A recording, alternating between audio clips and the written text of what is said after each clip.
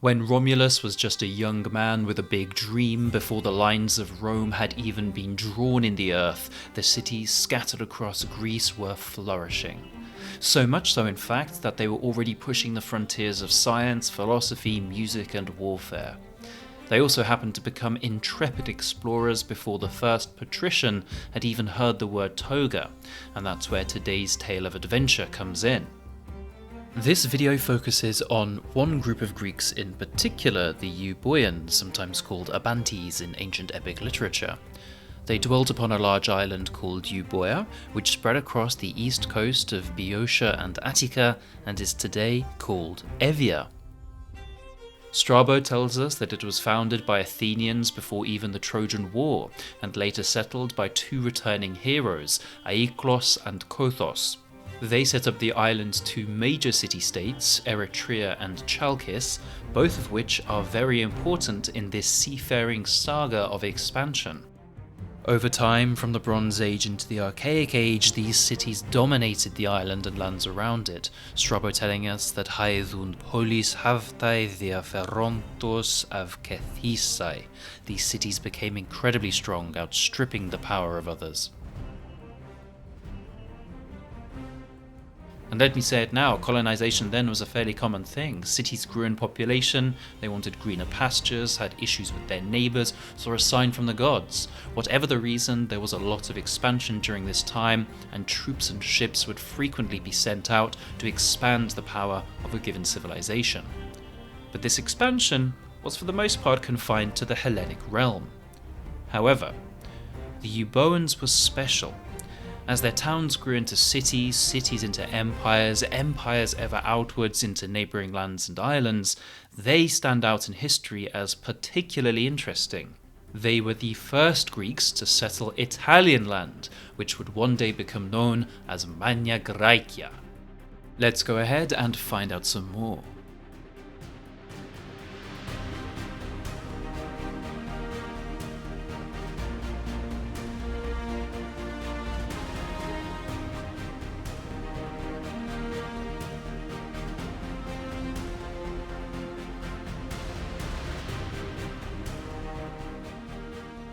We're currently talking roughly around the year 750 BCE, hence Romulus being a young man, 3 years away from founding Rome, according to the myth. For some context here, while Greeks were flourishing, two other civilizations weren't doing so badly themselves. These were the Phoenicians, a seafaring people, and the Etruscans, the dominant power on the Italian peninsula. Their activities and influence are crucial in this story. You see, while the polis, the Greek city-states, were testing their boundaries and flexing their muscles, the Phoenicians had established cities from Tyre and Lebanon as far as Lixus in Morocco, and the Etruscan Federation was at the height of its power in northern Italy and was looking to expand south. Also crucial to this story is the knowledge that Mycenaean Greeks, those who lived in around 1400 to 1200 BCE, were at this time already trading across the Mediterranean. We know this from archaeological findings from the time scattered across Europe, with no less than 42 such findings in Italy and Sicily alone. But this was likely just trade, not expansion, and nothing on our Linear B tablet suggests the Mycenaean Greeks thought much of it. They had ships, they had goods, they traded with whomever they could. It's apparent they didn't settle in any of these places. In any case, the so-called ancient Greek Dark Ages happened, the sub-Mycenaean period, which wiped out much of their civilization, but it didn't wipe out their trade connections entirely. So by the time Greece began to flourish again, now jumping towards the 9th and 8th centuries BCE, knowledge of and communication with their Italic neighbours continued. This is where we can return to Euboea. Their cities were rich and powerful, but land and resources in Greece and the Greek islands were hotly contested, and they wished to explore other ways of acquiring more wealth and power.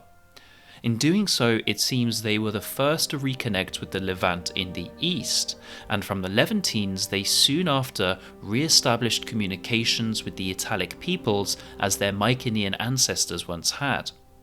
We may even thank this continued connection to the Phoenicians, who were sailing around the Mediterranean from long before the Mycenaeans until around 300 BCE, so must surely have sustained trade routes keeping many civilizations connected along many different coastlines. One such connection would have been between the aforementioned Levantines and the Italic peoples, whether Etruscan or others of the time. In any case, it's entirely possible that the Levantines, Phoenicians, or both, helped the Euboeans look beyond the Hellenic borders for their territorial ambitions. So this is where we get to the fun part, the first permanent settlement by a Hellenic people in southern Italy. 750 BCE, or perhaps a few decades earlier still, Euboean ships from the city of Chalkis landed on the shores of Pithekoussai, now called Ischia. See my last video for another possible resident of this island, far more terrifying than a Greek settler. The question of why they went there is still up for debate. There was still an abundance of metal back on Euboea, but perhaps they wanted more. As Strabo said, "Evtychesantes de Dievkarpian kai Pithekoussai." The Euboeans prospered from its rich land and gold mines. They knew the Etruscans from their more northern diplomatic relationships and had possibly heard from either them or the Levantines that Pithekoussai was a fertile land rich in precious material. Plus, the Etruscans at the time also had colonial ambitions further south and may have prompted a race to get there. So the Chalkidians settled Pithekoussai first and the Eritreans soon after. There's a bit of debate over what kind of settlement Pithekoussai was. Was it an emporion, a trading post, or an apoikia, a colony, or something in between? The archaeology suggests that the Phoenicians lived there alongside the Greeks, in addition to some later Etruscans, and of course the indigenous Italic peoples. Contrary to what you might expect, although Strabo tells us that the Euboeans were agathoi prosmachen huperxan stadian, brilliant hand-to-hand combatants, life on Pithekoussai seems to have been pretty peaceful at first. There was clear miscegenation or intermarriage between Greeks and locals, even if we can see remains of early Italic forts built inland, just in case from the time of the Greeks' first coming. All was well for about a decade until tensions back on the homeland of Euboea came to a head. This was the Lelantine War, a fight between Eritrea and Chalkis for the rich plain of Lelantine, Lelanton Pedion, two kindred empires now at odds and, in Thucydides' view, the most significant conflict after the Trojan War, with many other city-states getting involved.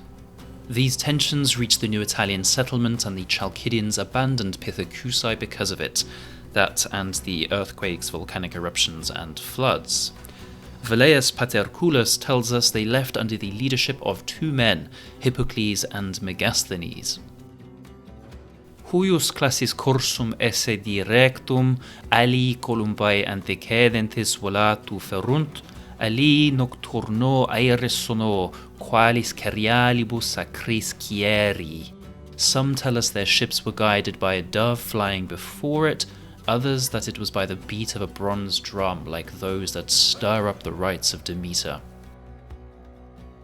They ended up moving permanently to the second Greek colony in southern Italy, this time on the mainland at Cumae. Cumae was undoubtedly a colony. There are records of the Euboeans doing the due process to establish it this time, which we lack for Pithekoussai. They had gone to Delphi for Apollo's blessing and made it official, settling there about a decade after Pithekoussai. Incidentally, this is the setting for Virgil's Aeneid, where Aeneas himself first landed after Troy. But now we're on the mainland and Magna Graecia has just begun, we'll have to wait for the next video to see what happens next. Thanks for watching this far. You're already supporting the channel more than I could hope for. If you'd like to support some more, suggest ideas, offer details, or speak to me directly, consider a small donation to my Patreon page, or not. I just hope you enjoy the content. On to the next one.